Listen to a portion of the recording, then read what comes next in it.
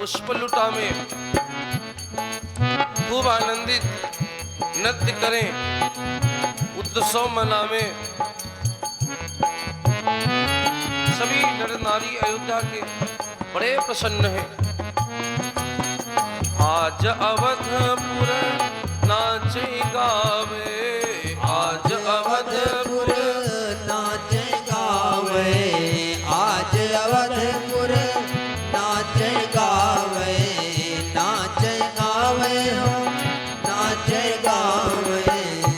अरे राजा मंगन है आपने में बधैया बाज, हरि हरि आंगने में बधैया बाजे, आंगने में बधैया बाजे, आंगने में बधैया बाजे, आंगने में, आंगने में, आंगने में, आंगने में, आंगने में बधैया बाजे, आंगने में बधैया बाजे, आंगने में बधैया बाजे, आंगने में बधैया बाजे, आंगने में बधैया बाजे, आंगने में।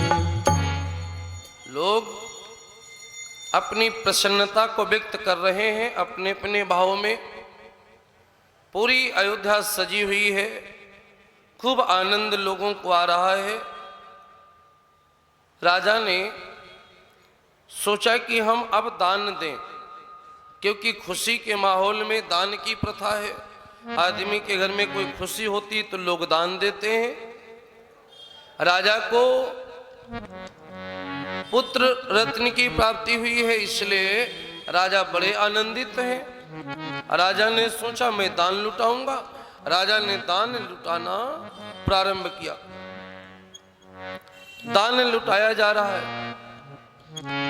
राजा ने दान में ऐसी कोई वस्तु नहीं जो लुटाई ना हो। लोगों ने खूब लूटा दान, लेकिन जिसने जो लूटा वो रख नहीं पाया।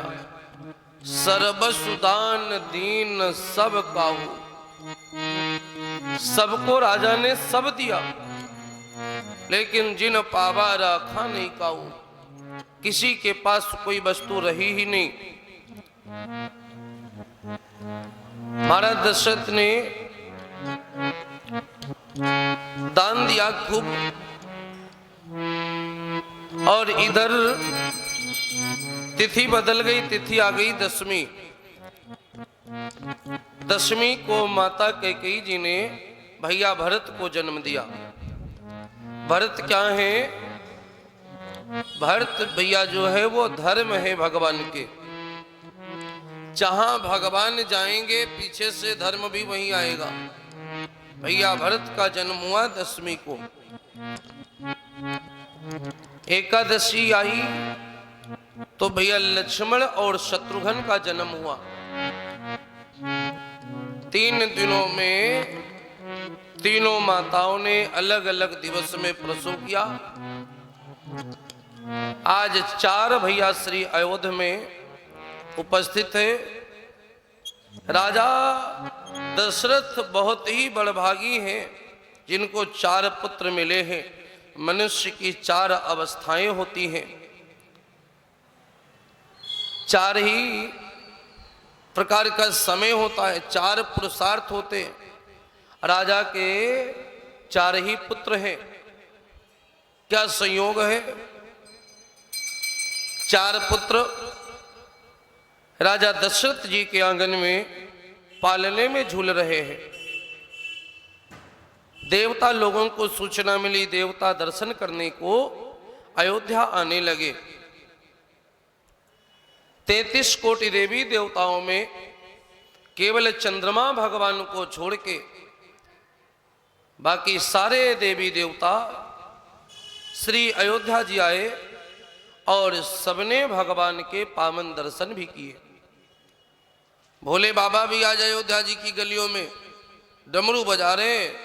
आज अयोध्या की गलियों में नाच योगी मत वाला अयोध्या की गलियों में नाच योगी मत वाला आज अयोध्या की गलियों में नाच योगी मत वाला आज अयोध्या की गलियों में नाच योगी मत वाला आज अयोध्या की गलियों में नाच योगी मत वाला घर में डमरू डम डम बाजे घर में डमरू डम डम बाजे घर में जपते हैं माला घर में डमरू डम डम बाजे घर में जपते हैं माला घर में डमरू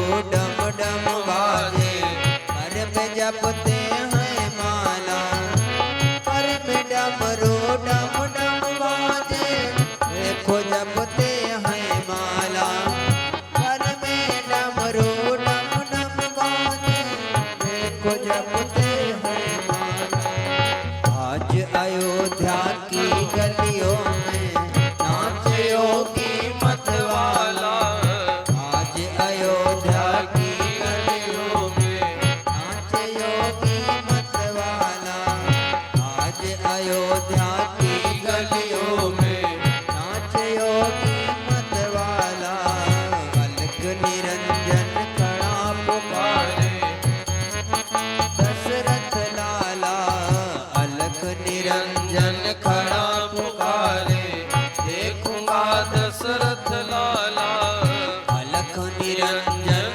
खड़ा पुकारे देखूंगा दशरथ लाला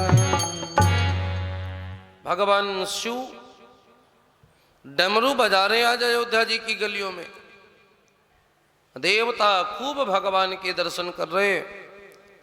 शास्त्र यहां तक कहते हैं कि 1 महीने का दिन हो गया, अर्थात 1 महीने तक भगवान सूर्य अस्त नहीं हुए।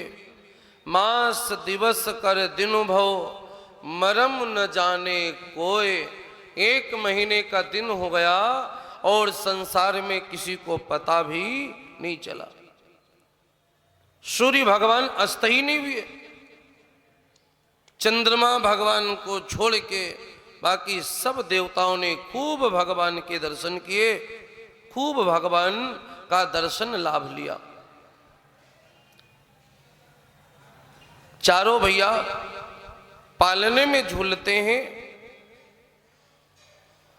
माताएं विनोद करती हुई चारों पुत्रों को बराबर ममता लुटा रही हैं। प्रभु भी बड़े हर्षित हैं, मन में सोचते हैं बारे माँ की ममता, माँ का प्रेम, माँ का दुलार ये केवल मृत्यु लोक में ही मिलता है। देवलोक में ये संभव नहीं होता। ऐसी ममता दुलार तो केवल मृत्यु लोक में मिलती है। भगवान भी बड़े हर्षित हैं। चारों भैया पालने में लेटे हुए हैं। महाराज दशरथ ने दिव्य सोने के 4 पलने बनवाए सोने के। एक एक पालने में एक एक पुत्र को लिटाया। माताओं ने क्या सुंदर तरीका निकाला है, पुत्रों को बराबर प्रेम स्नेह ममता दुलार दे रही है। 4 पलने, चारों पलनों को एक दूसरे से जोड़ देती है। फिर एक रस्सी बांधती हैं, उसी रस्सी को पकड़ के बैठती हैं। एक साथ में तीनों माताएं रस्सी पकड़ के झूला झूला रही भगवान को। राजघर सुंदर पलनवा, अरे राजघर सुंदर पलनवा, और पलनवा में लाल झूले सखिया। सुंदर पलनवा, पलनवा में लाल झूले सखिया। राजघर सुंदर पलनवा, पलनवा में लाल झूले सखिया।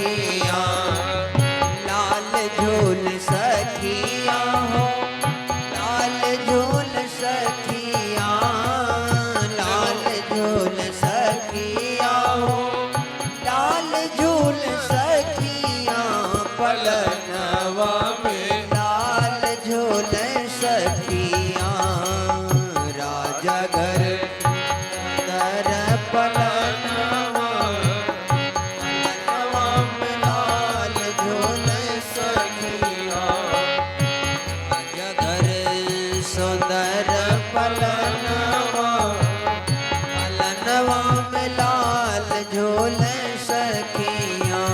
प्रभु चारों भैया एक साथ पालने में झूलते हैं।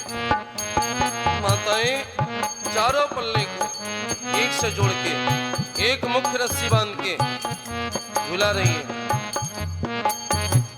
अद्भुत है मां का प्रेम। आहा चारों भैया झूले संग जननी झूलावे। चारों भैया झूले उनकी जननी झूलावे। देवता देख के हर्षित हो रहे। झूले उनकी भगवान जननी कैसे दर्शन देवता भी करते। जननी झूलावे उनकी जननी झूलावे। श्री महाराज के अंगनवा श्री महाराज के अंगनवा पलनवा में लाल झूले सखिया। श्री महाराज के अंगनवा पलनवा में लाल झूले सखियाँ। श्री महाराज के अंगनवा पलनवा में लाल झूले सखियाँ। लाल झूल सखियाँ लाल झूल सखियाँ लाल झूल सखियाँ लाल झूल सखियाँ पलनवा में लाल झूल सखियाँ। हरि हरि राजा घर सुंदर पलनवा पलनवा में लाल झूल सखियाँ। राजा घर सुंदर पलनवा पलनवा में लाल झूल सखियाँ। दिव्य स्वर्ण के बने हुए चार पालने जिसमें चारों भैया झूलते हैं। तीनों माताएं एक साथ चारों भैया लोगों को झूला झूलाती आनंद पाकर के भगवान बड़े हर्षित हैं और माताएं भी बड़ी हर्षित हैं। रोज सुबह से शाम तक लोगों का तांता लगा रहता है भगवान को देखने के लिए। खूब भीड़ लगती। लोग सुबह से शाम तक भगवान के दर्शन करने आते रहते। आज भी आप लोग जानते हैं अयोध्या जी का मुख्य प्रसाद क्या है? दर्शन। अयोध्या में रहने वाले लोग सुबह से शाम तक एक बार कनक भवन अवश्य जाते हैं भगवान के दर्शन करने के लिए। ये प्रथा तभी से चली आ रही है। भगवान के दर्शन करने के लिए हम आप भी जाते हैं, हम आप भी दर्शन करते हैं। अयोध्या में रहने वाले लोग भी दर्शन करते हैं। बड़ा सुंदर एक पद है, भगवान का शरणागति पद है। आप लोग भी अपनी हाजिरी लगावें और साथ में हमारे गावें। कि कनक भवन दरवाजे पड़े रहो, कनक भवन दरवाजे पड़े रहो। कनक भवन दरवाजे पड़े रहो, कनक भवन दरवाजे पड़े रहो, कनक भवन दरवाजे पड़े रहो, कनक भवन दरवाजे पड़े रहो। जहाँ सिया राम जी विराजे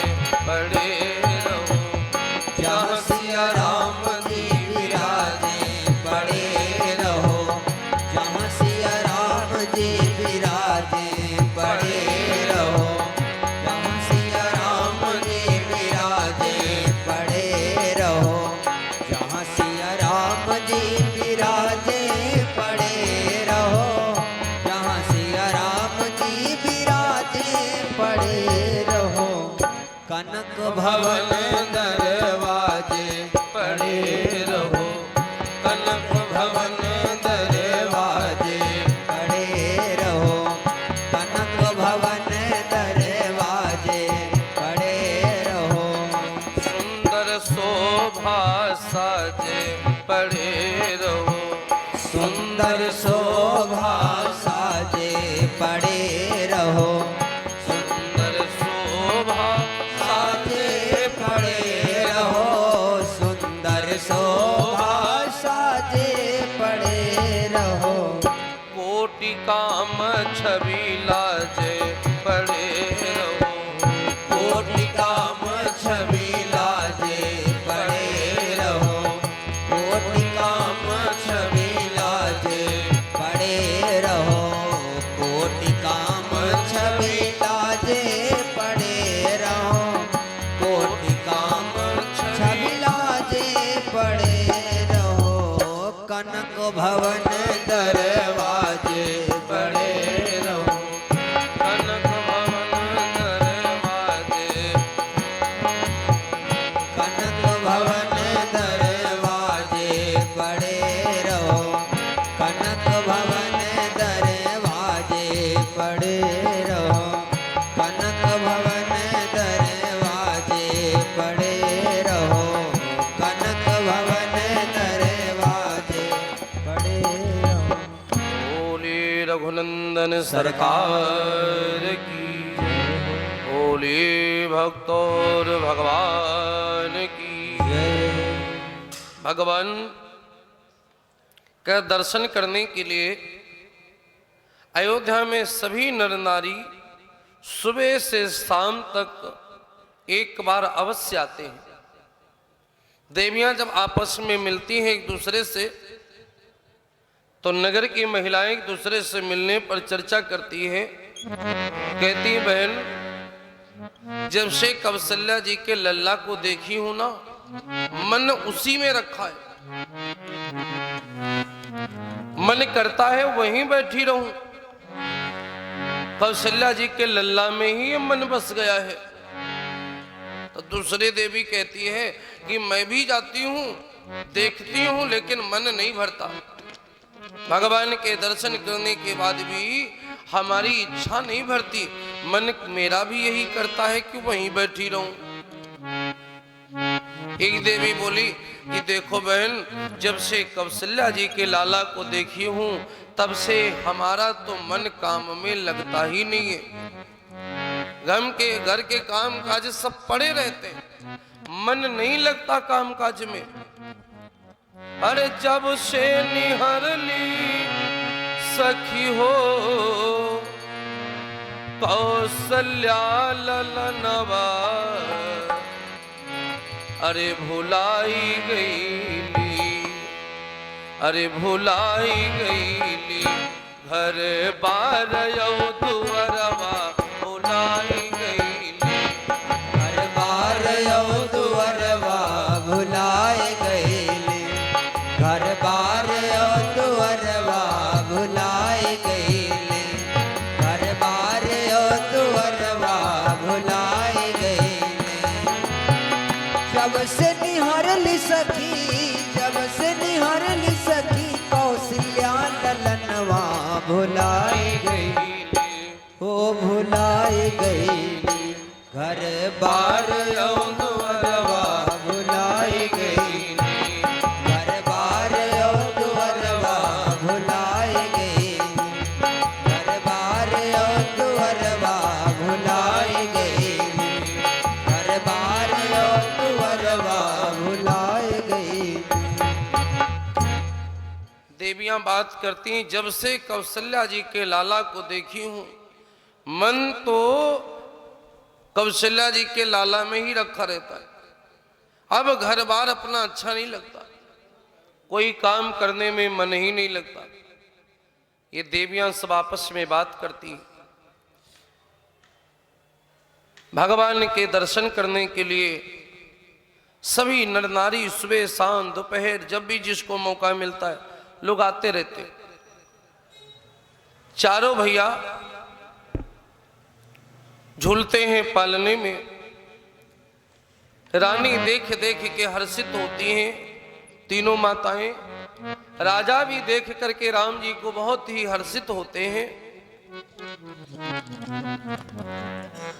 आज राजा के मन में आया कि मैं अपने पुत्रों का नामकरण करवाऊं गुरु जी को बुला के। तो गुरु भगवान को बुला के लाए नामकरण संस्कार के लिए। गुरु भगवान कहते हैं, प्रभु सबसे बड़े हैं राम जी। गुरु वशिष्ठ जी राम जी का मुखमंडल देख के कहते हैं, मैं इनका नाम क्या रखूं? जिसके लाखों नाम हैं और नामों का जिसके अंत नहीं है, आप कहते हो कि उनका नामकरण करो। इनके नाम अनेक अनूपा, इनके नाम अनेक हैं। अनूप मतलब एक से बढ़ के एक सुंदर सुंदर नाम। जगत विभिन्न नामों से पुकारता है, आप इनका नामकरण करवा रहे हो महाराज। इनके नाम अनेक अनूपा, इनके नाम अनेक अनोखा, इनके नाम अनेक अनोखा, इनके नाम अनेक अनोखा, इनके नाम अनेक अनोखा। मैं निज कहब सुमति अनुरूपा।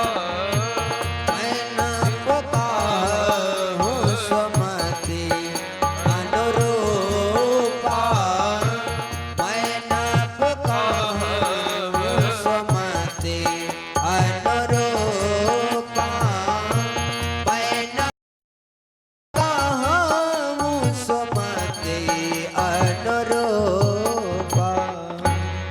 इनके नाम अनेक अनूपा, इनके बहुत सारे नाम हैं। जिसके नाम का कोई आदि अंत नहीं है, आप उसका नामकरण करवा रहे हो तो कोई बात नहीं। इनके नाम तो बहुत हैं, लेकिन फिर भी मैं अपने सुमति के अनुसार, जैसी मेरी बुद्धि है वैसा कोई मैं नामकरण अवश्य करूंगा। तो भगवान का नाम क्या रखा? जो सुख धाम और राम असनामा, और अखिल लोक दायक विश्रामा। ये सुख के धाम है। दुनिया में सुख कौन देता है? भगवान देते हैं ना। जीवन में अगर भगवान का सहयोग जब तक नहीं मिलता है, कोई ऐसा है ही नहीं जीवन में अपने जो दुख मिट दे। ना भाई, ना माता पिता, ना कोई। गुरु और भगवान, ये दो लोगों की जीव पर बड़ी कृपा होती है। जीव को हमेशा तीन लोगों का आदर करना चाहिए। एक तो माता पिता का, जो धरती पे लाए, लेकिन वो केवल धरती पर लाए, इस मनुष्य जन्म को सफल नहीं कर पाए। सफल करने के लिए गुरुजी मिले। गुरुजी ने इस जीवन को सफल बनाया और इस जीव को उस परमात्मा से मिलाया। मेरो तार हरि सन जोड़े, ऐसा कोई गुरु मिले। मेरो हरि से नाता जोड़े, ऐसा कोई गुरु मिले। तो इसलिए गुरु भगवान। और तीसरी बात, प्रभु। ये तीन लोगों का उपकार कभी नहीं भूलना चाहिए। बड़ी कृपा है इन तीन लोगों पर, जीव पर। दुनिया में भगवान के सिवाय कोई नहीं है कि मनुष्य का दुख दूर कर दे। भगवान ही दुख दूर करते हैं सभी के। और जब भगवान की कृपा होती है तो बड़े बड़े दुख के बादल छट जाते हैं और मनुष्य के जीवन में खुशहाली की बहार आ जाती है। ये सब प्रभु कृपा से ही संभव होता है। जा पर कृपा राम की हुई, ता पर कृपा करे सब कोई। जिसके ऊपर भगवान की कृपा होती है 10 लोग और भी आकर के कृपा करते, लेकिन जिसके ऊपर भगवान की कृपा नहीं होती उसके ऊपर कोई कृपा नहीं करता। आप पानी भी मांगो तो लोग देंगे नहीं, किसी से हेल्प मांगो कोई देगा नहीं हेल्प। लेकिन जब भगवान की कृपा होगी तो लोग पूछेंगे हेल्प चाहिए क्या, हमारी मदद चाहिए आपको, तो बोलिए। लोग स्वतः पूछेंगे। वो कहते ना कि जब भगवान की कृपा होती है तभी लोगों का कल्याण संभव होता है, तभी लोग सम्मान देते हैं, तभी लोग इज्जत करते हैं, तभी लोग हेल्प करते हैं। जा पर कृपा राम कई होई, ता पर कृपा करे सब कोई। मुझे कौन पूछता था तेरी बंदगी से पहले, मुझे कौन पूछता था तेरी बंदगी से पहले, मुझे कौन पूछता था तेरी बंदगी से पहले, मुझे कौन पूछता था तेरी बंदगी से पहले, मुझे कौन पूछता था तेरी बंदगी से पहले। दर दर भटक रहा था तेरी बंदगी से पहले, दर दर भटक रहा था तेरी बंदगी से पहले, दर दर भटक रहा था तेरी बंदगी से पहले, दर दर भटक रहा था, दर दर भटक रहा था तेरी बंदगी से पहले, मुझे कौन पूछता था तेरी बंदगी से पहले, मुझे कौन पूछता था तेरी बंदगी से पहले, मुझे कौन पूछता था तेरी बंदगी से पहले। भगवान कौन है? सुख के धाम। जब कृपा भगवान की होती है तभी सुख मिलता जीवन में। भगवान है सुख के धाम, इसलिए बोले जो सुख धाम राम अस नामा, अखिल लोक दायक विश्रामा। जो सुख के धाम है उनका नाम राम है। दूसरा नंबर, विश्व भरन पोषण कर जोई, ताकर नाम भरत यस होई। जो संसार का भरण पोषण करें उनका नाम भरत है। तीसरा नंबर, जाके सुमिरन तेरी पुनासा, और नाम शत्रुघ्न वेद प्रकाशा। जिनका नाम लेने से दुश्मन की नाश हो जाए उनका नाम है शत्रुघ्न। और चौथा नंबर, लक्षण धाम राम प्रिय, सकल जगत आधार। जो पूरे संसार को रोके हुए है कौन? शेषावतार भगवान के छोटे भैया लक्ष्मण जी, क्योंकि शेषावतार है। शेषनाग के फन के ऊपर पृथ्वी है और पृथ्वी पर ही सारे भार हैं। तो लक्षण धाम जो गुणों की खान है, जिनमें गुण ही गुण है। और सबसे बड़ा गुण लक्ष्मण का क्या है कि माता सम समझे पर नारी, और धन पर आए बिसते विष भारी। और लक्ष्मण तो दुनिया में हर जीव है। आप भी लक्ष्मण हैं, हम भी लक्ष्मण हैं, सब लक्ष्मण ही हैं। क्योंकि भगवान ब्रह्म है, लक्ष्मण जीव है, तो हम लोग जीव हैं। तो दुनिया में जो जीव अपनी आचरण सत्ता को मजबूत कर लेता है उसका नाम भगवान के साथ जुड़ जाता है। अर्थात तो भगवान की भी सेवा वही कर सकता है जो अपने आचरण को लक्ष्मण जैसा बना ले। माता सम समझे पर नारी, और धन पराए बिसते विष भारी। ऐसी सोच रखने वाले भैया लक्ष्मण, लक्षण धाम राम प्रिय, जो गुणों की खान है वो राम जी को अतिशय प्रिय है। लक्षण धाम राम प्रिय, सकल जगत आधार, गुरु वशिष्ठ ते राखा लक्ष्मण नाम उदार। चारों भैया लोगों का नामकरण हो गया। अब धीरे धीरे समय आगे बढ़ रहा है।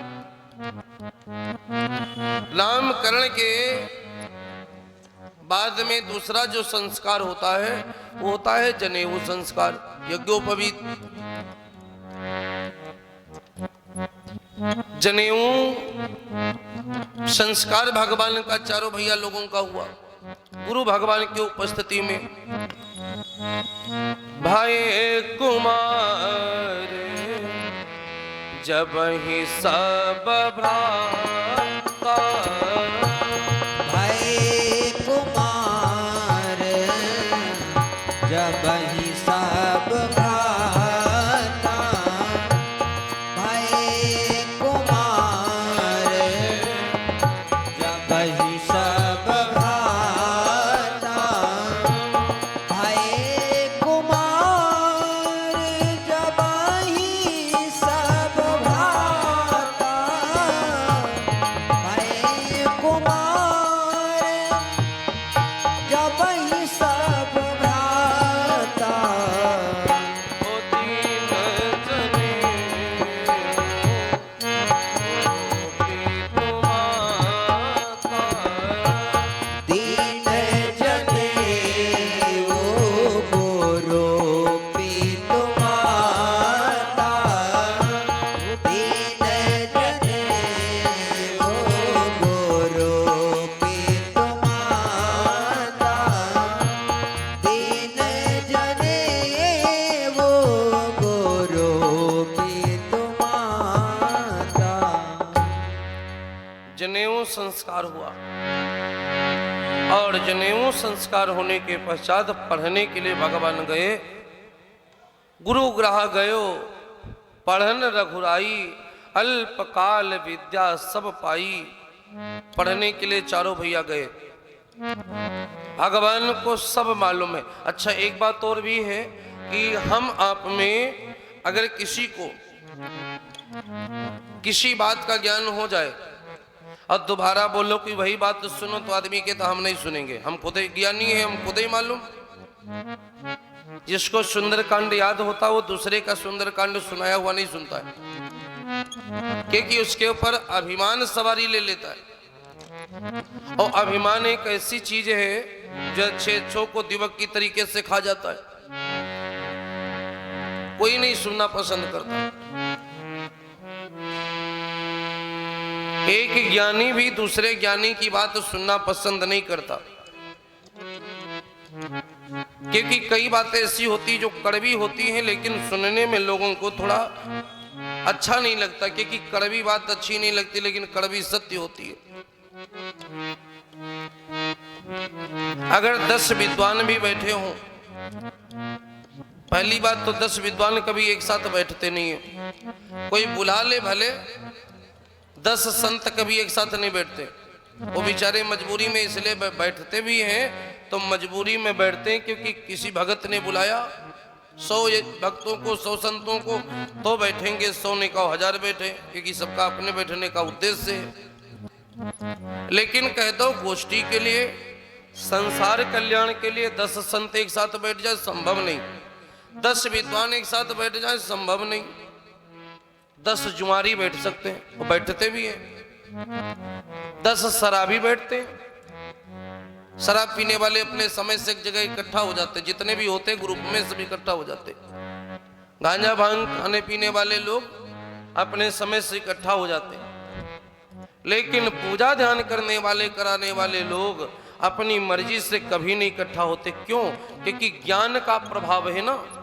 उन्हें लगता है कि हम ज्ञानी हैं, अब हम क्यों बैठे दूसरे के साथ, कभी नहीं बैठते। ये सबसे बड़ी विडंबना है, कभी नहीं बैठते। एक साथ बैठ ही नहीं सकते, क्योंकि ज्ञान ने फंसा रखा अपने चक्कर में। ज्ञान बहुत जल्दी हम लोगों को अभिमान आता है, संसारी लोगों को। और देखो भगवान को, देखो भगवान सब जानते हैं, सब भगवान को पता है, फिर भी गुरु जी के यहाँ पढ़ने जाते हैं, एक शिष्य के तरीके से सेवा भी करते हैं, गुरु जी के चरण भी दबाते हैं। और एक महात्मा आज दूसरे महात्मा को प्रणाम नहीं करता, वो सोचता हम खुद ही इतने ज्ञानी है, इनसे ज्यादा लंबी जटा तो हमारी है, तो हम क्यों इनको प्रणाम करें। इस चक्कर में इस हमने बहुतों को मार डाला है। आदमी अंदर से मर चुका है, बहुत अंदर से खोखला हो चुका है, बस बाहर से अहम की चादर ओढ़ के वो अपना द्वंद मचाता रहता समाज में, अंदर से खोखला हो चुका है। ज्ञान हमें झुकना सिखाता है। जिस दिन आपको झुकना आ जाए, जिस दिन विरोध करने वाले को भी प्रणाम करने की भावना बन जाए, जिस दिन कोई बुरा भी बोले आपके लिए लेकिन उसके लिए भी कल्याण की भावना बन जाए, समझ लो आज आप ज्ञानी हो गए हो। समझ लो आज आप ज्ञानी हो गए हो। और जब तक ये भावना न बने, समझ लो अभी भी आपने अज्ञान की चादर ओढ़ रखी। भगवान सब जानते हैं, क्या नहीं जानते, फिर भी भगवान पढ़ने के लिए गुरु जी के आश्रम जाते हैं। चारों भैया पढ़ करके लौटे, अयोध्या जी में लीला करते हैं, साथ ही साथ खेलते हैं, भोजन करते हैं, सारे कार्य साथ ही साथ करते हैं। बड़ा सुंदर एक गीत है कि सरयू के तीर आज खेले रघुनंदन बबुआ, सरयू के तीर आज खेले रघुनंदन बबुआ। सरयू के तीर आज खेले रघुनंदन बबुआ, सरयू के तीर आज खेले रघुनंदन बबुआ। ए हो रघुनंदन बबुआ, ए हो रघुनंदन बबुआ, ए हो रघुनंदन बबुआ, ए हो रघुनंदन बबुआ। सरयू के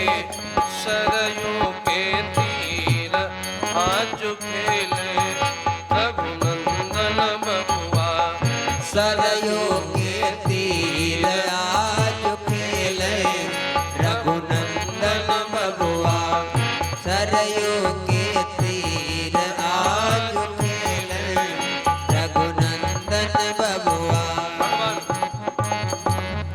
अवध के कोरी कोरी खेलई डंड डोरी डोरी, अवध के कोरी कोरी खेले डंड डोरी डोरी। अपने भाइयों के साथ अयोध्या जी की गलियों में, अवध के कोरी कोरी खेले डंड डोरी डोरी। हिलमिली भात संग खेले रघुनंदन बबुआ, हिलमिली भात संग खेले रघुनंदन बबुआ, हिलमिली भात संग खेले रघुनंदन बबुआ। ए हो रघुनंदन बबुआ, ए हो रघुनंदन बबुआ, ए हो रघुनंदन बबुआ, ए हो रघुनंदन बबुआ।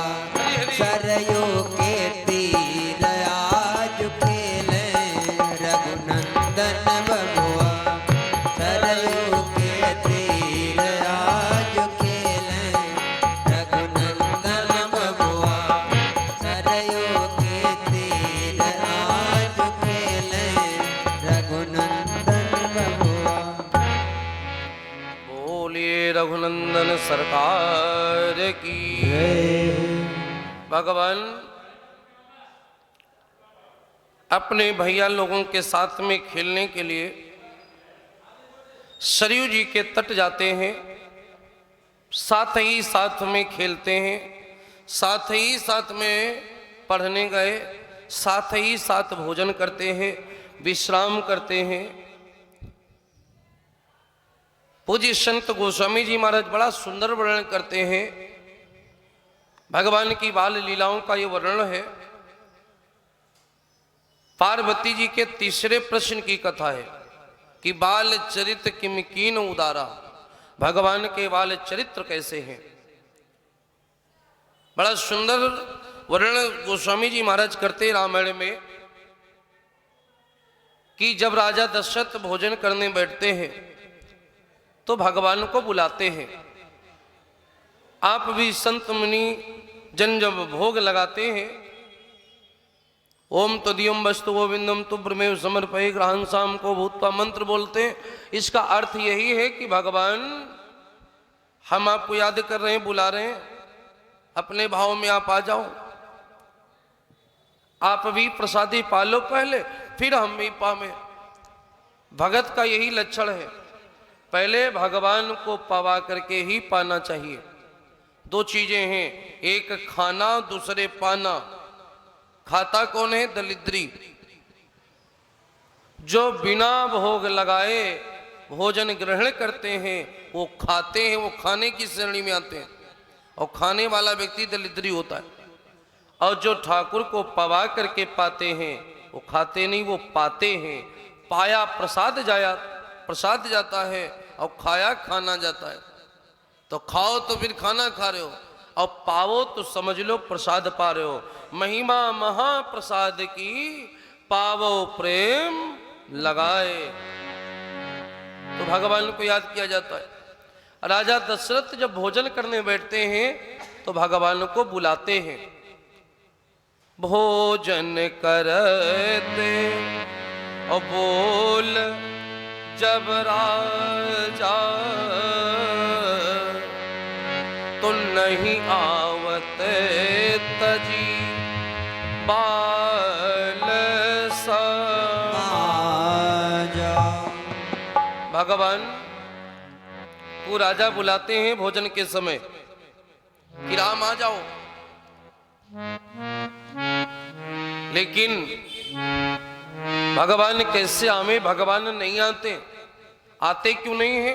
भगवान सोचते हैं कि मेरे 3 भैया हमसे छोटे हैं और मैं भाइयों में सबसे बड़ा हूं। बड़े भाइयों की ये जिम्मेवारी होती है कि छोटे भाइयों को प्रसादी पवाकर ही पावे। अगर छोटा दुखी है तो बड़े को सुख का भोग करने का कोई अधिकार नहीं।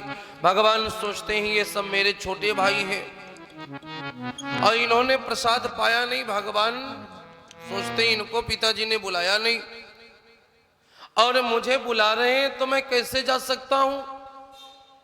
अपने छोटे भाइयों को छोड़ दूं, मैं अकेले भोजन कर लूं, ये शोभा नहीं देता। छोटे भूखे रहे, बड़े भोजन कर ले, ये कहाँ का नियम है? इसलिए छोटों को भोजन पवाने के बाद ही बड़े को पाना चाहिए। पिताजी हमें बुला रहे हैं, मेरे छोटे भाइयों को नहीं बुला रहे। राजा अपना धर्म निभा रहे हैं, भगवान अपना धर्म निभा रहे हैं। भगवान नहीं आ रहे, राजा बुला रहे। भोजन करती बोल जब राजा तो नहीं आवत तजी बाल समाज। भगवान नहीं आते। तो जब नहीं आते तो मैया कौशल्या जी ने देखा तो छड़ी उठाई राम जी को मारने के लिए। बड़े शैतानों, पिता का कहना नहीं मानते। अब सोचो, वेद पुराण अंत नहीं पायो और ताहे घरे जननी हठि धायो। जिनका अंत वेद पुराण नहीं पाते हैं उन्हें मैया कौशल्या रानी छड़ी लेके दौड़ती है, मार दे। भगवान क्या किया? जमीन में लौट गए। जमीन में लौटने लगे, वस्त्र गंदे कर लिए मिट्टी में। अपना पुत्र सभी को प्रिय होता है, चाहे वो कितने गंदे कपड़े पहने हो, चाहे कितना गंदा शरीर क्यों ना हो। हर आदमी अपने पुत्र को गोद में ले लेता है, और दूसरे के पुत्र को जरा से भी मिट्टी लगी हो आदमी बैठने पास नहीं देता है, दूर रहो, दूर पास नहीं देता। लेकिन अपना पुत्र चाहे जैसा हो, काना, लूला, लंगड़ा, अंधा, बहरा, दुष्ट, सज्जन, कैसा भी हो, वो अच्छा ही लगता है सभी को, सबकी बात है। भगवान जमीन में लौट गए, कौशल्या रानी फिर भी छड़ी लेके पास तक पहुंच गई। भगवान ने सोचा कि अब लगता है कि माँ छोड़ेंगी नहीं, माँ मारेंगी, तो राम जी भाग करके आए, राजा दशरथ की गोद में बैठ गए। गोस्वामी जी लिखते हैं कि धूसरी धूर भरे जनुआए, और भूपति बिहसी गोद बैठाए। धूल मिट्टी में सना हुआ शरीर, कपड़े सब धूल मिट्टी लग गई, हवा करके गोद में बैठ गए। राजा बड़े हर्षित, बड़े हर्षित। और सत्य है, दशरथ किसी आम व्यक्ति का नाम नहीं है। वेद विदित ते ही दशरथ नाऊ, महाराज दशरथ वेद के स्वरूप है। कोई आम आदमी का नाम दशरथ नहीं है। लोग परमात्मा की गोद में बैठने को तरसते हैं कि भगवान अपनी गोद में बिठा ले, और यहाँ परमात्मा स्वयं गोद में बैठे हैं। हमारा दशरथ आम व्यक्ति कैसे हो सकते? दुनिया भगवान की गोद में बैठने को तरसती है, और भगवान स्वयं राजा की गोद में बैठे हैं। ये सौभाग्य तो केवल राजा दशरथ को ही प्राप्त हो सकता।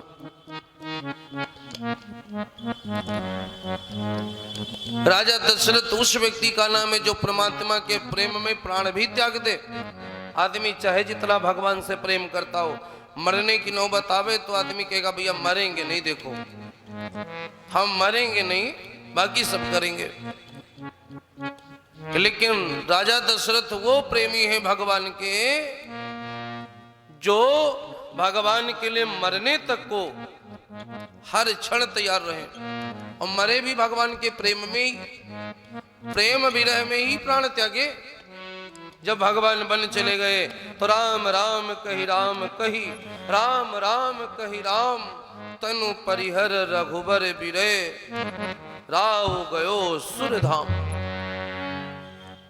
तो पुत्र विरह में, राम के विरह में ही प्राण त्यागे। महाराज दशरथ बड़े आनंदित हैं। इधर अयोध्या जी में खूब आनंद आ रहा है। रामायण जी में दूसरा हिस्सा, जहां विश्वामित्र जी बक्सर में बैठे हैं, यज्ञ कर रहे हैं। विश्वामित्र जी का यज्ञ दैत्य पूरा नहीं होने दे रहे हैं। यज्ञ में अच्छा एक बात है और भी है, आप कोई भी अच्छा काम करेंगे तो उसमें बाधा आती ही आती है। कोई भी अच्छा काम करने चलो, बुरा काम करने जा रहे हो, बाधा नहीं आएगी, तब तक नहीं आएगी जब तक कर न डालो, आफत न कर लो, तब तक कोई नहीं मना करेगा। लेकिन अच्छा काम करने जा रहे हो तो बाधा पहुंचाने वाले हजार आएंगे। अच्छा कार्य लोग बाधित जरूर करते, अच्छे कार्य में बाधा बनते ही है लोग।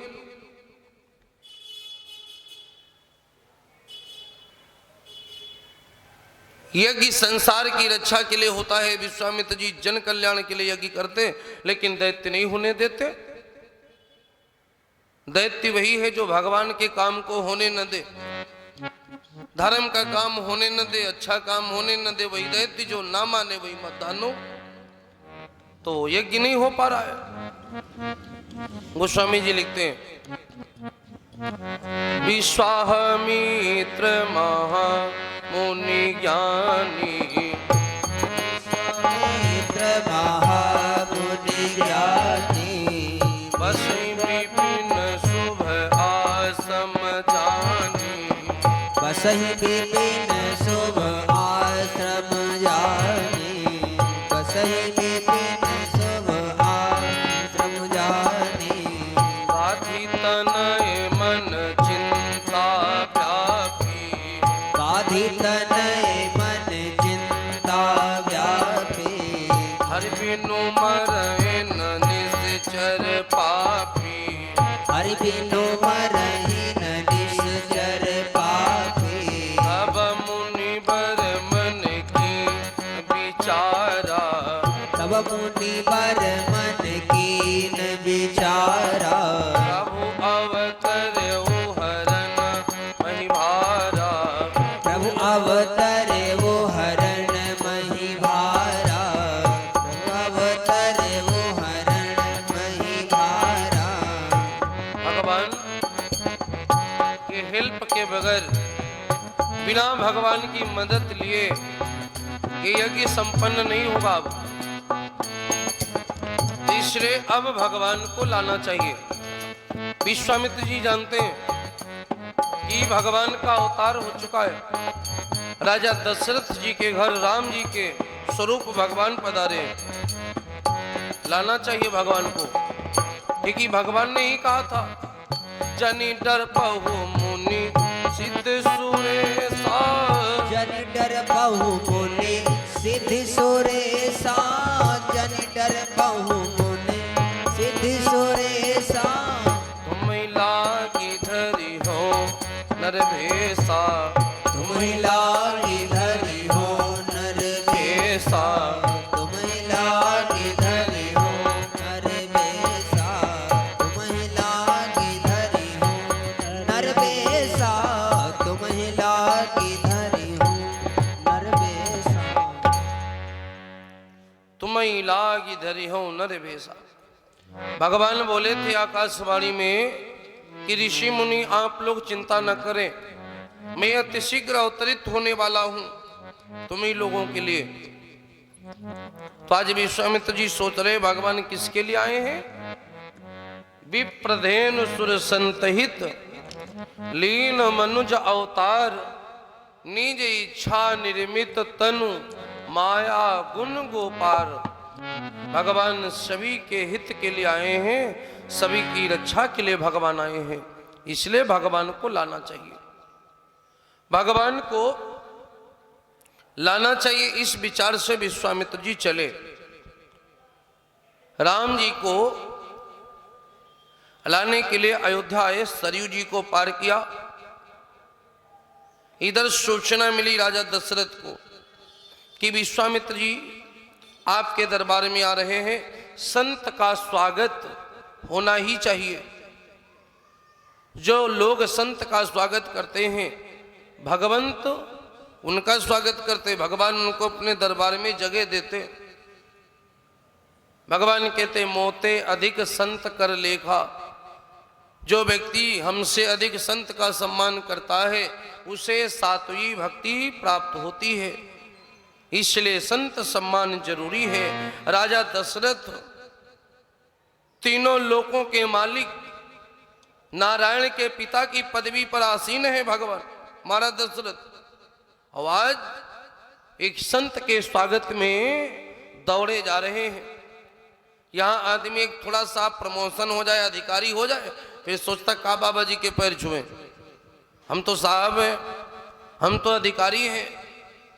एक छोटा सा अधिकारी 60-70-80 हजार की सैलरी लेने वाले को इतना अंधकार घेर लेता है। थोड़ा सा पढ़ लिया, अरे हम तो क्या हो बाबा जी के चरण छुए, हम क्यों संत के चरण छुए, हम तो पढ़े लिखे हैं। अब सोचो, जो वेद के स्वरूप हैं, जिनके पुत्र तीनों लोकों के मालिक हैं, इतनी बड़ी पदवी को प्राप्त करने के बाद संत की स्वागत में दौड़े जा रहे हैं। स्वागत सम्मान से मुनि आगमन सुना जब राजा। मिलन गयो ले विप्र समाजा। बड़े प्रेम भाव से स्वागत करके महल में लाए। सुंदर आसन दिया, सुंदर व्यवस्था की, और आसन देकर, व्यवस्था देकर हर तरीके से सेवा पानी की। रात्रि हो गई तब तक विश्राम भी करवाया। रात भर विश्वामित्र जी विचार करते रहे कि राजा से मांगेंगे कैसे। मांगना भी आसान नहीं है। जिसने कभी मांगा न हो और उससे अटंडम किसी से मांगना पड़ जाए तो मांगना बड़ा कठिन होता है। विश्वामित्र जी सोच रहे मांगू कैसे। फिर मन में भाव आया कि मांगना यदि भगवान के लिए हो, देश के लिए हो, समाज के लिए हो तो एक बार नहीं 100 बार मांगना चाहिए। इसमें कोई शर्म की बात नहीं। मांगने में शर्म तब आनी चाहिए जब अपने निज पेट के लिए कोई मांगे, तब शर्म आनी चाहिए। निज स्वार्थ के लिए मांगे तब शर्म आनी चाहिए। देश के लिए, समाज कल्याण के लिए मांगना पड़े तो मांगना चाहिए। एक से एक महापुरुषों ने मांगा भी है देश में, और मांग के बड़े बड़े विश्वविद्यालय बनवा दिए। सुबह होती है, राजा दशरथ ने विश्वामित्र जी से निवेदन पूर्वक पूछा, महाराज कहीं कारण आगमन तुम्हारा,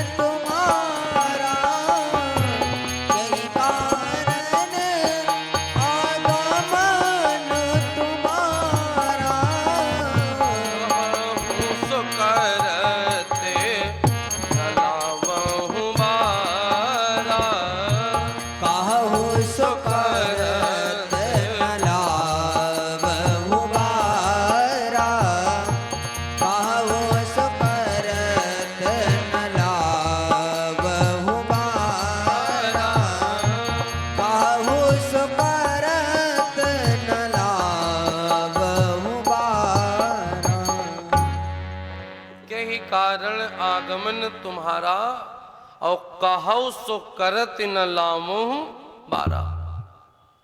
महाराज आप आदेश करें, आपका आगमन किस लिए हुआ है, आप क्या चाहते हैं, आप आदेश करें हैं, हम आपकी सेवा करेंगे। तो विश्वामित्र जी ने कहा कि कारण तो एक ही है, अनुज समेत और देहु रघुनाथा और निश्चर बध में होव सनाथा। आप हमें राम लक्ष्मण दे दीजिए। हमने यज्ञ ठाना है और यज्ञ दैत्य होने नहीं दे रहे हैं, उस यज्ञ को पूरा करवाना है। राम लक्ष्मण का सहयोग चाहिए। तो राजा ने कहा राम लक्ष्मण क्यों, आप हमें ले चलो। भाई राजा बोलते राम ही लक्ष्मण क्यों, अभी तो ये बालक है, इन्हें रणभूमि के विषय में क्या मालूम, आप हमें ले चलो, हम आपकी सेवा करेंगे, हम उन दैत्यों से लड़ेंगे। विश्वामित्र जी कहते नहीं महाराज, ये संसार की रीति है, जिसके बेटे योग्य हो जाएं उस पिता को कार्य काज से अवकाश ले लेना चाहिए। अब आपके पुत्र राम जी योग्य हो गए हैं, इसलिए आप अवकाश ले लो, इन्हें हमें दे दो। हम राम लक्ष्मण चाहते हैं, बस राम लक्ष्मण चाहिए। महाराज दशरथ ने जब ये सुना राम लक्ष्मण चाहिए, मन बड़ा दुखी हो गया। आदमी कितना भी बड़ा गरीब ही क्यों ना हो, अमीर की बात तो छोड़ो, गरीब ही क्यों ना हो, लेकिन उससे कोई कह दे तुम अपने पुत्र हमें दे दो, कोई देगा, कोई नहीं देगा, कोई देने को तैयार नहीं होगा। राजा अपने पुत्र को कैसे दे दे, वो भी राम को।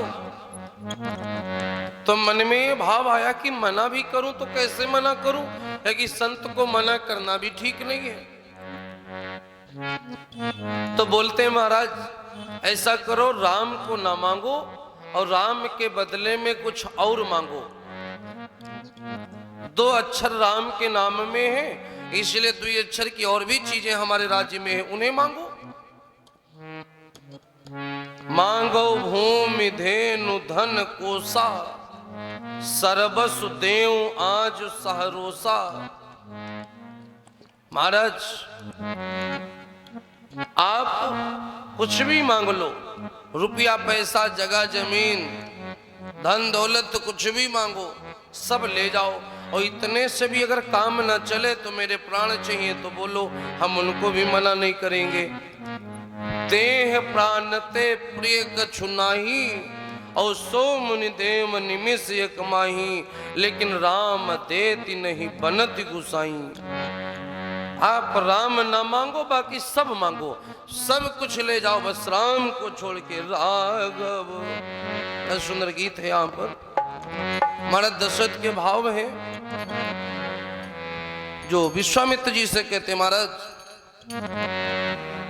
चौथे पन पायो सुत चारी, चौथी अवस्था में मुझे पुत्र मिले हैं, इसलिए राघव को मैं न दूंगा, मुनिनाथ मरते मरते, मुनिनाथ मरते मरते। राघव को मैं न दूंगा, राघव को मैं न दूंगा, मुनिनाथ मरते मरते, मुनिनाथ मरते मरते। राघव को मैं न दूंगा, राघव को मैं न दूंगा, मुनिनाथ मरते मरते, मुनिनाथ मरते मरते। राघव को मैं न दूंगा, राघव को मैं न दूंगा, मुनिनाथ मरते मरते। राघव को मैं न दूंगा, मुनिनाथ मरते मरते, मुनिनाथ मरते मरते। अगर दे दिया महाराज, मेरे प्राण ना रहेंगे, मेरे प्राण प्राण ना रहेंगे, ना रहेंगे। यह दान करते करते, यह दान करते करते। मेरे प्राण ना रहेंगे, मेरे प्राण ना रहेंगे। ये दान करते करते, दान करते करते, मेरे प्राण ना रहेंगे, मेरे प्राण ना रहेंगे। ये दान करते करते, मेरे प्राण ना रहेंगे। ये दान करते करते, ये दान करते करते।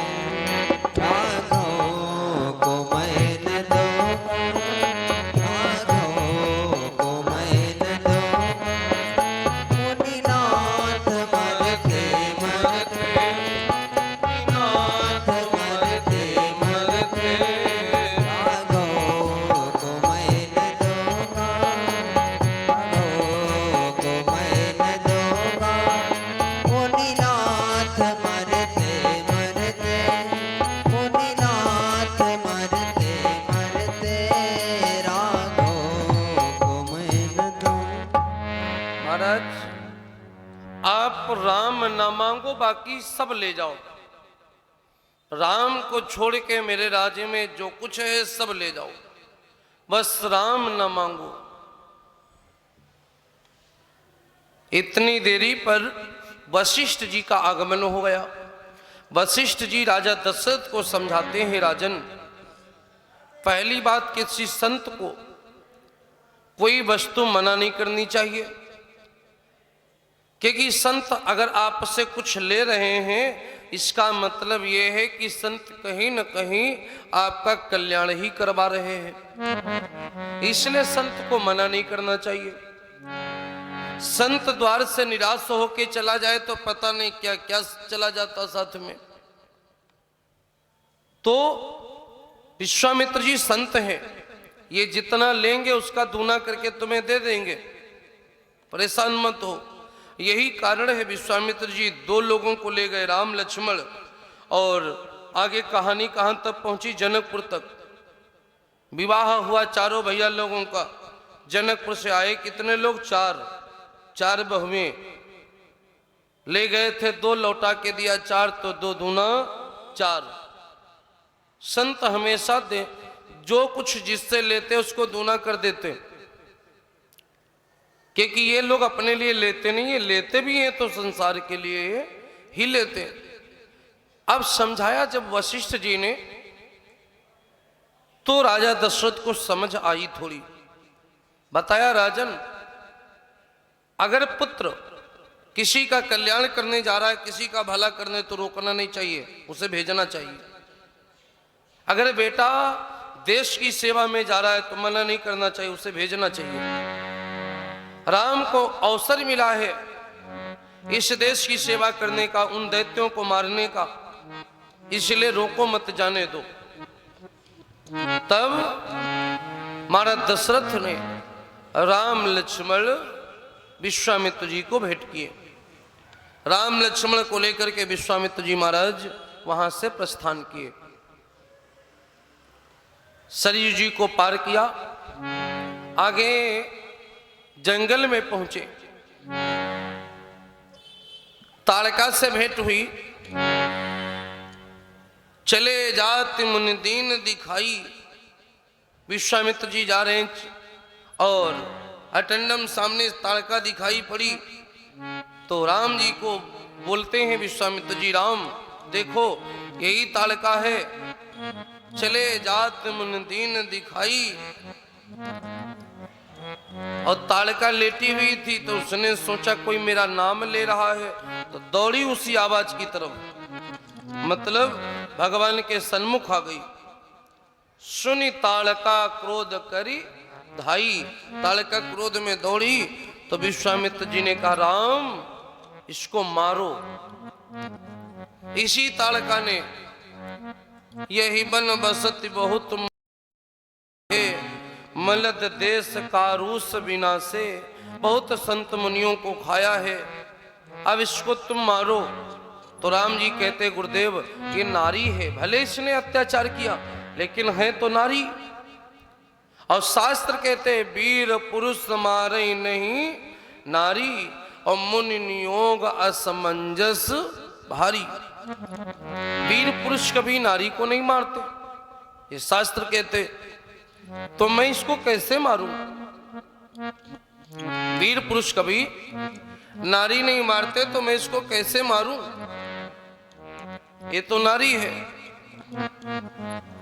तो विश्वामित्र जी ने राम जी को समझाया, राम ये सृष्टि का नियम है कि जहां पर सर्वस्व जाए आद रख लीजे, और बहुतक हनई ताही हनी दीजे। जहां पर सब कुछ जा रहा हो, थोड़ा बहुत रख लेने से दोष नहीं लगता, और जो बहुतों को मारे उसको मारने से भी कोई दोष नहीं लगता, इसलिए इसको मारो। जब इतना सुना तब तो धनुष बाण उठा लिया राम जी ने। और गोस्वामी जी कहते हैं, एक ही बाण प्राण हरि लीना, एक ही बाण प्राण हरि लीना, एक ही बाण प्राण हरि लीना, एक ही बाण प्राण हरि लीना,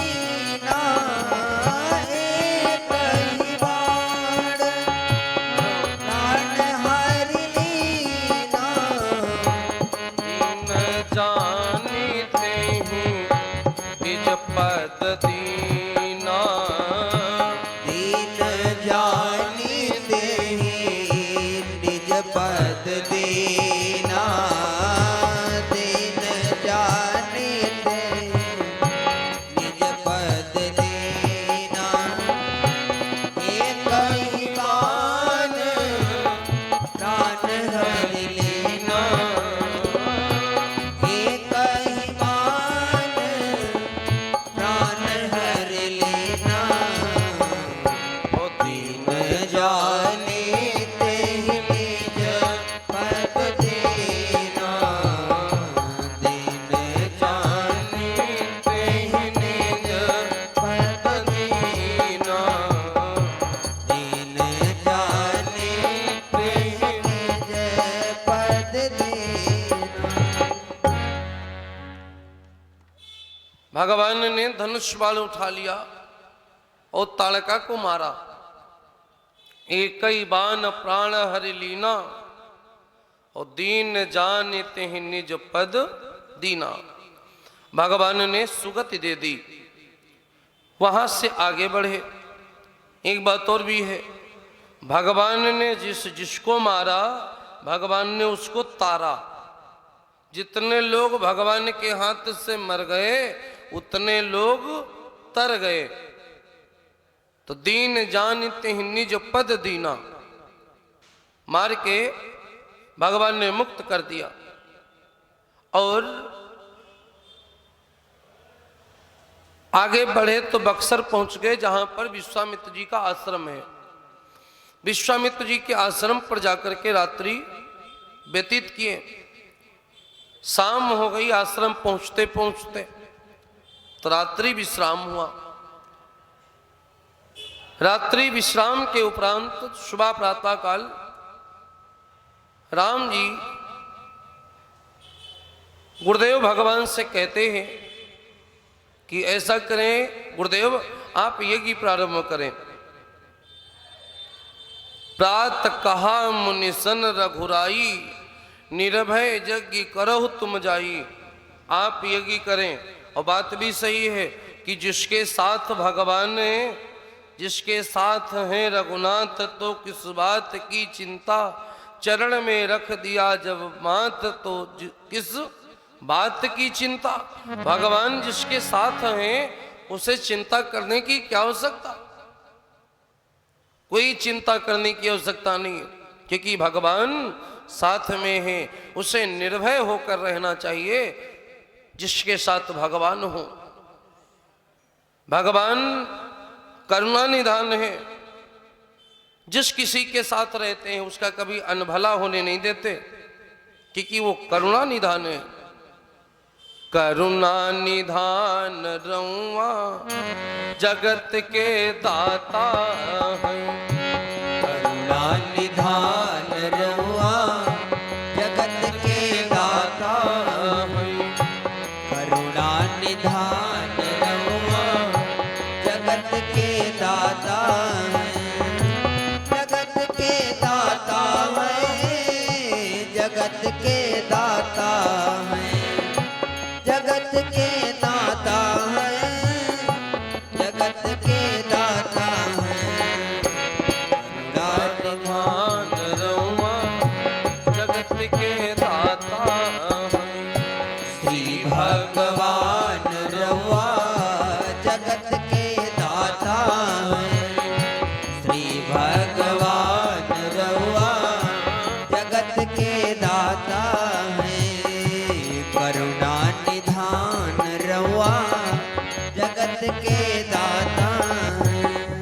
माता सबरी घर गईनी, माता सबरी घर गए।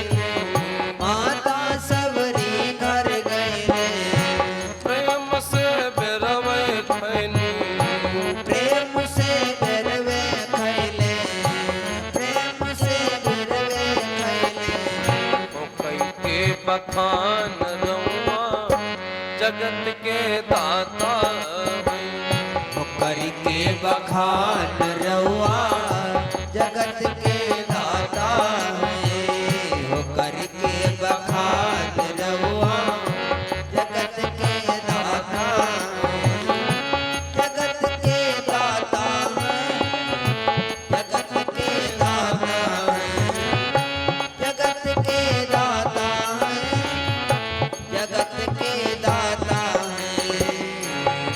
भगवान रहुआ जगत के दाता श्री भगवान रहुआ जगत के दाता करुणा निधान रहुआ जगत के दाता करुणा निधान रहुआ जगत के दाता भक्त विदुर घर गईले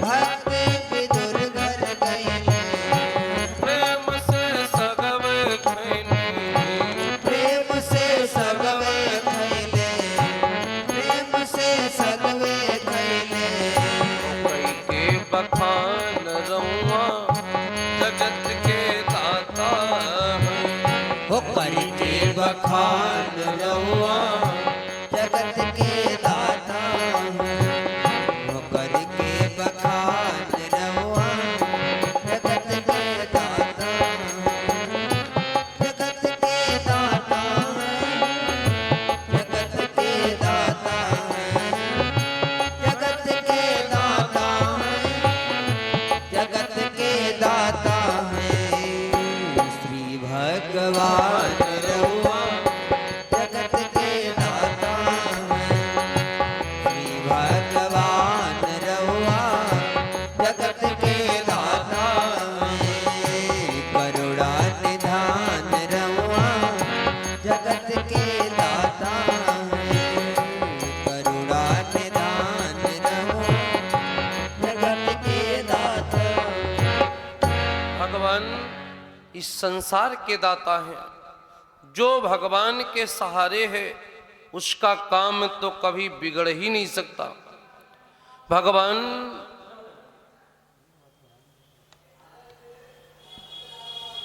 बोलते हैं कि गुरुदेव आप ऐसा करें कि यज्ञ प्रारंभ करें, चिंता न करें, निर्भय यज्ञ करो तुम जाई। आप निर्भय होकर यज्ञ करें। और बात भी सत्य है, जो भगवान है तो भय किस बात का। प्रातः कहा मुनि सन रघुराई, प्रातः कहा मुनि सन रघुराई प्रातः कहा मुनि सन रघुराई प्रातः कहा मुनि सन रघुराई प्रातः कहा मुनि सन रघुराई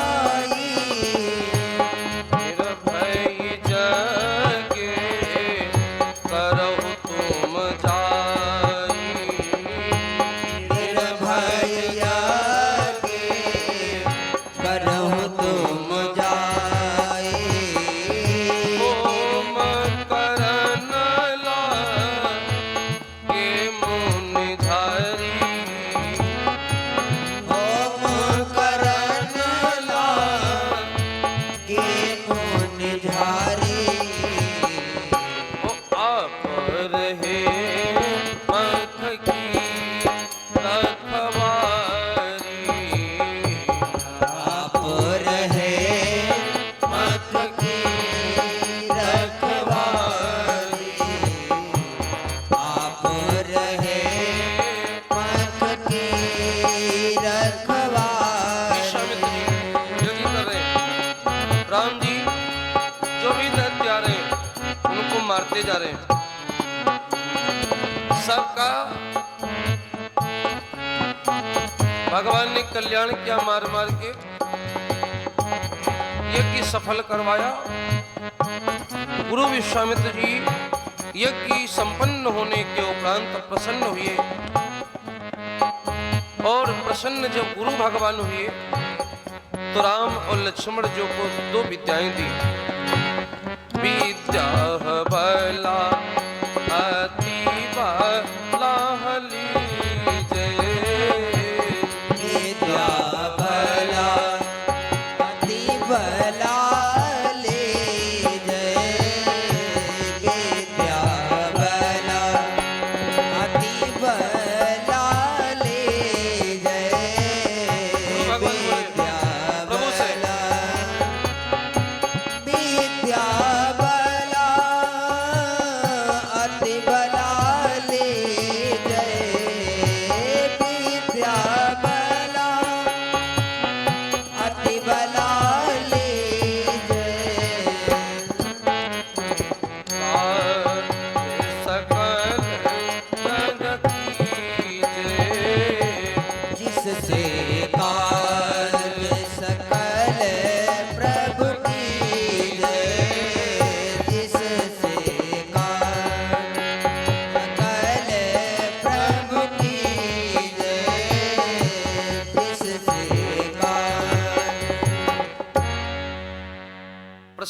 व्यक्त करते हुए विश्वामित्र जी ने राम लक्ष्मण जी को 2 विद्याएं दी। ये 2 विद्याएं ऐसी हैं जो संसार में किसी अन्य दूसरे के पास नहीं है। केवल ये विद्याएं राम लक्ष्मण जी को विश्वामित्र जी ने दी है। केवल विश्वामित्र जी के पास ही है। एक से भूख नहीं लगती है और दूसरी विद्या से प्यास नहीं लगती है। और इन विद्याओं का काम आगे बढ़ेगा भगवान के जीवन में। इसलिए विश्वामित्र जी ब्रह्म ऋषि हैं, उन्हें मालूम है क्या देना चाहिए भगवान को। इसलिए ये 2 विद्याएं भेंट की। विद्या बला अति बला लीजे और जिससे सकल काज जग कीजे। भगवान को विद्याओं से सुशोभित किया। उसके उपरांत जनकपुर से एक दूत आया और दूत पत्र लेकर के आता है जनक जी के यहाँ माता सीता जी का स्वयंवर है। पहले किसी के घर में कोई मांगलिक कार्यक्रम होता था तो संत महापुरुषों को पहले आमंत्रित किया जाता था। संत समाज साधु समाज को निमंत्रण सर्वप्रथम भेजा जाता था। कथा भी पहले की है इसलिए चीजें भी पहले की हैं। विश्वामित्र जी को एक दूत आकर के निमंत्रण देता है, जनक जी का निमंत्रण पत्र। विश्वामित्र जी ने उसमें पढ़ा तो लिखा है, महाराज हमारी बेटी सीता जी का स्वयंवर है, आप अवश्य आवें। तो विश्वामित्र जी ने राम लक्ष्मण जी से पूछा चलने के लिए। राम लक्ष्मण जी का मन जान के विश्वामित्र जी राम लक्ष्मण को लेकर के प्रस्थान किए जनकपुर के लिए। चले राम लक्ष्मण मुनि संगा और गए जहां जग पावनी गंगा। उससे पहले आश्रम एक देख मगमाही और खग मृग जीव जंतु तह नाही। ऐसा अलौकिक स्थान, दिव्य स्थान, बड़ा ही स्थान मनोरम है। लेकिन विचित्रता यह है वहां की कि एक चेटी, एक चिड़िया, एक जीव जंतु कोई भी वहां नजर नहीं आ रहा है। स्थान बड़ा मनोरम, सुनसान पड़ा हुआ है। उतनी ही देर में भगवान की नजर पड़ी कि सामने एक शिला पड़ी हुई है। अच्छा, उस शिला का जो आकार है, आकार भी थोड़ा अजीब है, क्योंकि लिखा है उपल देह धर पड़ी अधीरा। कोई आदमी जैसे घुटनों के बल बैठ के सर झुकावे तो जैसा आकार बनेगा वैसे आकार में वो पत्थर शिला पड़ी हुई है। भगवान ने सोचा ऐसी पत्थर शिला तो होती नहीं, कभी देखा नहीं, ये विचित्र है। तो पूछा गुरुदेव भगवान से ये कौन है, इसकी क्या विशेषता है, क्या इतिहास है। तो गुरु भगवान बोलते हैं कि ये पत्थर नहीं है, ये पत्थर बनी हुई है, लेकिन एक महिला है, एक देवी है, नाम अहिल्या। वरुण सुबन गौतम की नारी, मधवा छली पड़ी दुख मारी। ये पत्थर बनी हुई पड़ी है गौतम ऋषि के श्राप से। तो भगवान ने पूछा कि गुरुदेव ये बताओ आखिर ये चाहती क्या है, इस पत्थर की इच्छा क्या है। बड़ा विचित्र प्रश्न किया भगवान ने और जवाब भी बड़ा विचित्र दिया विश्वामित्र जी ने। कहा महाराज ये चाहती क्या है, ये शिला क्या चाहती है। तो विश्वामित्र जी कहते राम, लोगों को आपसे क्या चाहिए, लोग आपसे क्या चाहते हैं, क्या चाहिए लोगों को। अर्थात दुनिया को आपके चरण रज ही चाहिए। चरण रज से ही काम लोगों का चलता है। आपके चरणों की रज ही दुनिया ढूंढ रही है। तो ये आपके चरणों की रज चाहती है। चरण कमल रज चाहती धीरा और या पर कृपा करहु रघुबीरा। या आपके चरणों की रज चाहती है। आपके चरणों की रज मिल जाएगी, इसका उद्धार हो जाएगा। आप कृपा करें महाराज। भगवान जब इतना सुनते हैं तो परसति पद पावन शोक न सावन प्रगट भई तप पुंज सही।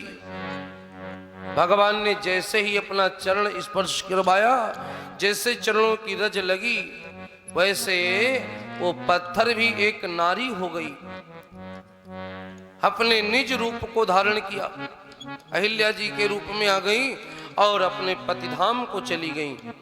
भगवान की नजर जिस किसी पे पड़ जाए उसका उद्धार हो जाए। भगवान की नजर पड़ गई, ये पत्थर कैसा है पूछ बैठे, इसलिए आज उद्धार हो गया। नजर ना पड़ी होती तो पूछते नहीं, फिर चरण भी छुआने की नौबत ना आती, फिर उद्धार भी ना होता। इसलिए भगवान की नजर जिस किसी पर भी पड़ जाए उसका उद्धार हो जाए। उद्धार करके भगवान आगे बढ़े। गंगा नदी में जब स्नान किया राम लक्ष्मण जी ने, गुरु विश्वामित्र जी ने, तो यहां पर राम जी ने गंगा जी के विषय में पूछा, गंगा जी की कथा पूछी कि गुरुदेव ये बतावे गंगा जी पृथ्वी पर कैसे आई। तो बस विश्वामित्र जी महाराज गंगा जी पृथ्वी पर कैसे आई हैं, ये पूरी कथा विस्तार पूर्वक गंगा तट बैठ करके सुनाते हैं राम जी को और बोलते हैं, राम ये गंगा तुम्हारे पुरखे लेकर के आए हैं, नाम भागीरथ। गंगा मैया संसार को पावन करती हैं, शिव जी के मस्तिष्क पे विराजती हैं और ये संयोग है कि हम लोग भी गंगा जी के पावन तट पे कथा संगम हो रहा है, कथा सुन रहे हैं। धन्य धन्य धन्य हो रहे हैं हम लोग कथा सुन करके। गंगा मैया की बड़ी महिमा है। गंगा जी के अवतरण की पूरी कथा राम जी को विश्वामित्र जी ने सुनाया और उसके उपरांत वहां से आगे बढ़े तो जनकपुर में प्रवेश करते हैं। और जनकपुर में जब भगवान ने प्रवेश किया तो भगवान को जनकपुर में दिखा क्या सबसे पहले, और जनकपुर वाले लोगों ने क्या देखा, वहां के बच्चों ने क्या देखा। बड़ा सुंदर एक पद है कि लागल जनकपुर को मेला और देखे को मेरो मनवा करेला। जनकपुर को मेला मेरो मनवा करेला। लागल जनकपुर को मेला देखे को मेरो मनवा करेला। मनवा करेला मेरो मनवा करेला। मनवा करेला मेरो मनवा करेला। मनवा करेला मेरो मनवा करेला। लागल जनकपुर को मेला देखई को मेरो मनवा करेला। लागल जनकपुर को मेला देखे को मेरो मनवा करेला। लागल जनकपुर को मेला देखे को मेरो मनवा करेला। राजा जनक जी ने, राजा जनक ने कठिन प्रण ठाना। राजा जनक ने कठिन प्रण ठाना। राजा जनक ने कठिन प्रण ठाना। धनु हाथ तोड़ई कोई अकेला। धनु हाथ तोड़ई कोई अकेला देखई को मेरो मनवा करेला। धनु हाथ तोड़े कोई अकेला देखे को मेरो मनवा करेला।